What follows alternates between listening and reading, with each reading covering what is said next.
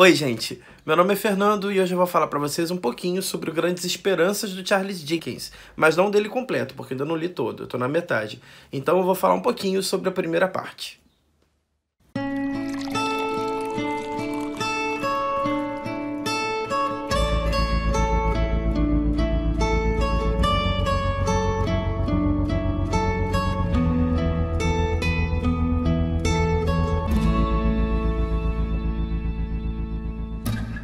O Grandes Esperanças é a história do Pip, um menino muito legal, muito bacana. Parece ser muito inocente também, parece ter um bom coração. E ele tem mais ou menos uns 9, 10 anos e ele é criado pela irmã. Como todos dizem na aldeia onde ele mora, no lugar onde ele mora, ele foi criado pela irmã com a mão. Esse termo parece ter um duplo sentido. Nessa edição que eu tenho aqui, da Penguin, aqui no final eles explicam mais ou menos o que significa esse termo. Ter-me criado com a mão. Ou seja, alimentando com uma colher ou uma mamadeira, em vez de o amamentar. Tem esse sentido, mas a gente também pode pegar o sentido de ter sido criado à base da porrada, à base da palmada, à base do cinto ou qualquer coisa assim, porque a irmã dele batia muito nele. A irmã dele parecia ser uma mulher muito sofrida, muito ranzinza. E o marido dela, o Joey, que também era um outro cara muito legal, muito bacana, também sofria na mão dela. Parecia que ela até criava os dois à mão. Ela sempre estava discutindo, batendo, xingando, gritando. E os vizinhos pareciam que gostavam daquilo. Eu não sei se é porque eles temiam ela também, tinham algum medo, mas eles pareciam bater palma para essa criação dela. Enquanto que o Pip parecia não fazer muita coisa. Ele não parecia ser um menino rebelde, ruim.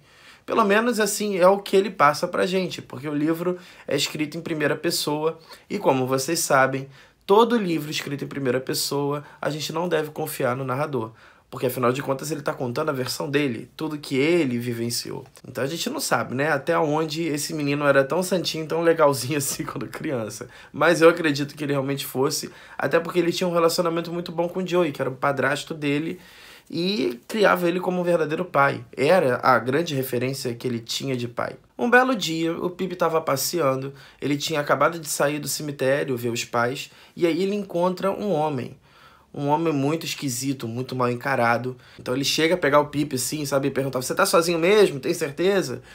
Senão eu vou acabar com a tua raça.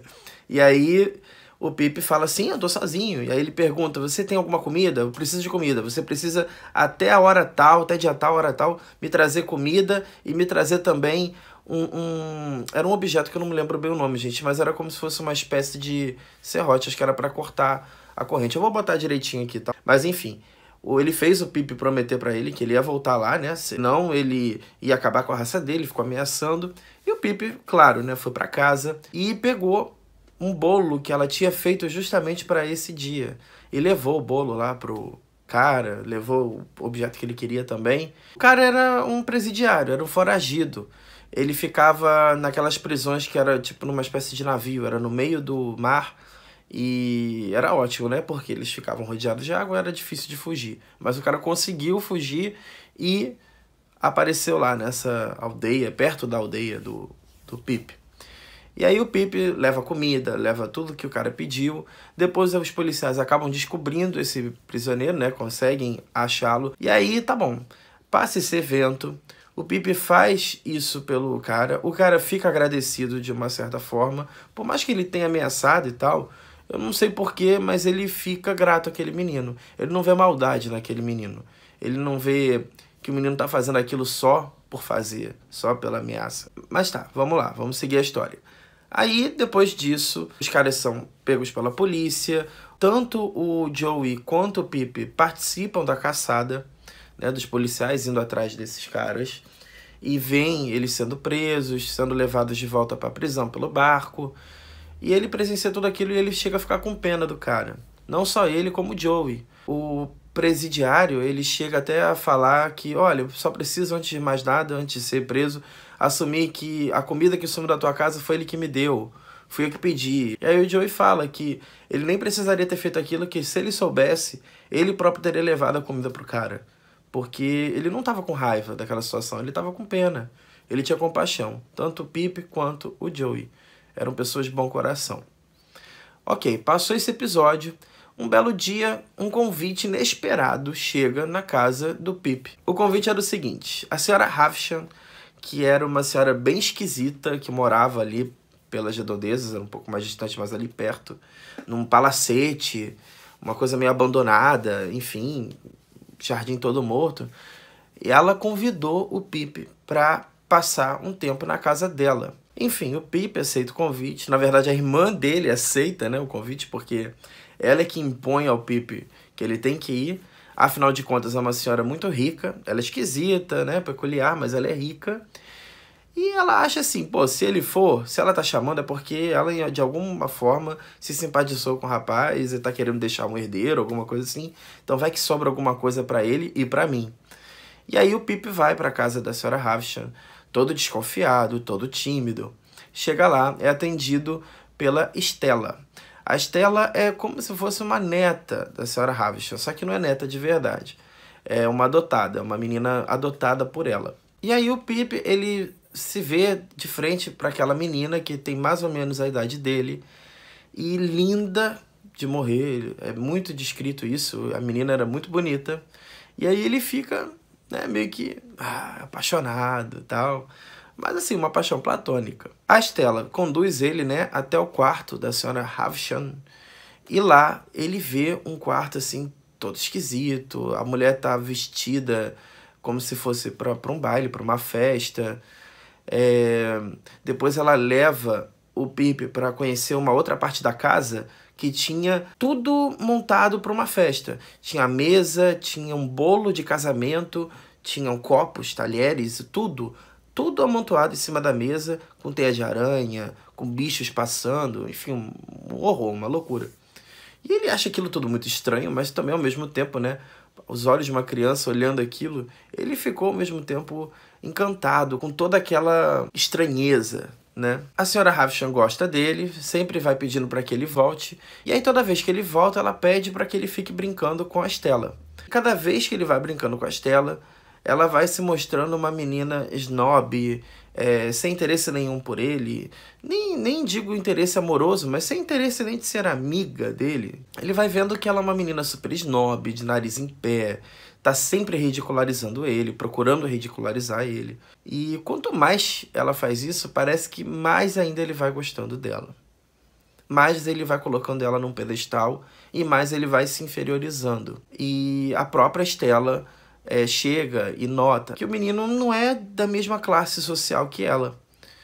E sempre parecendo ter um apoio da senhora Havisham em relação a isso. Porque a senhora Havisham chega pro Pip e fala: você acha ela bonita? Você gostaria de namorar ela? E quanto mais a Stella vai maltratando esse menino, mais ela vai gostando da situação. Bom, isso tudo vai acontecendo.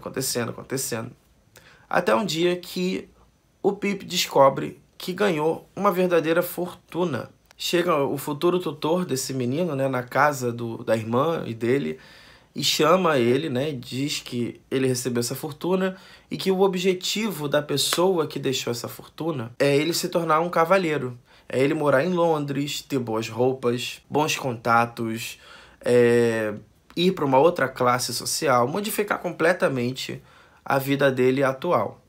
E toda aquela insegurança que ele tinha em relação a Stella, a senhora Havisham, ele vê agora a oportunidade de não ter mais, de ascender socialmente e ser à altura da Stella, né? Para que um dia, quem sabe, ele possa ser merecedor dela e casar com ela, né? Ele vai para Londres se tornar um cavalheiro e aí já começa a segunda parte. Bom, gente, é o seguinte, eu já tinha visto o filme Grandes Esperanças do Alfonso Cuarón, que é uma versão atualizada, né? Eles pegaram essa história que se passa no século retrasado e trouxeram para a atualidade. O filme é de 98. E achei muito incrível, muito interessante. Todas essas cenas, né, dele entrando na casa da senhora Havisham, o estranhamento que tudo causou para ele, né, para aqueles olhos tão inocentes de criança que nunca viu nada na vida, que só vivia naquele mundinho dele mesmo e tal. É muito incrível o filme, eu gostei demais do filme, eu gosto muito do filme até hoje.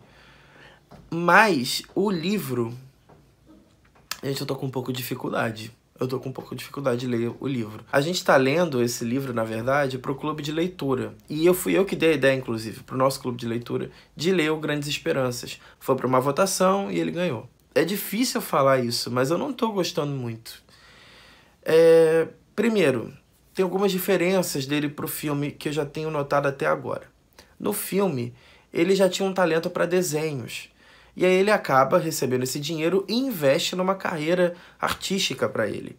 Então ele ascende socialmente, mas não como um playboy só rico, entendeu? Que não sabe fazer nada. E ele fez muito sucesso com a arte dele. E eu achei muito digno isso, muito legal, de ter dado uma carreira ao Pip.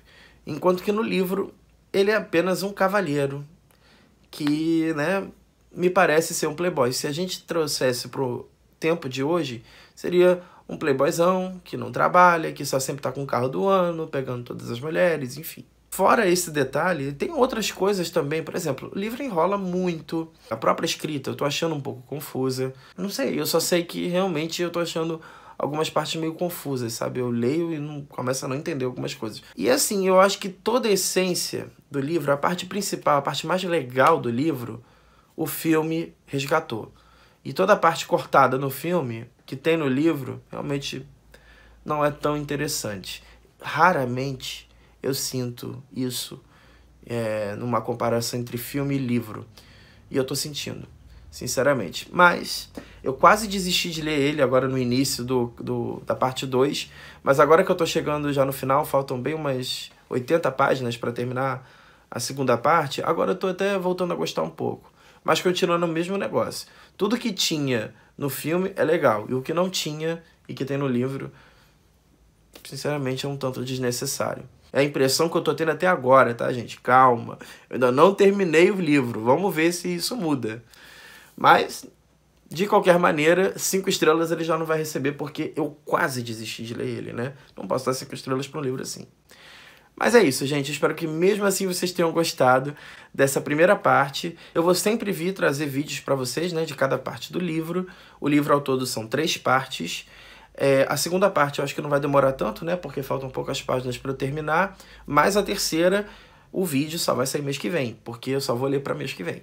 Tá certo? E é isso. Se vocês gostaram do vídeo, por favor, curtam, compartilhem, sigam nas redes sociais, se inscrevam no nosso canal, que é muito importante. E tudo isso, gente, é muito importante para que a gente fique sabendo que vocês realmente estão gostando e aprovando o nosso canal, tá bom?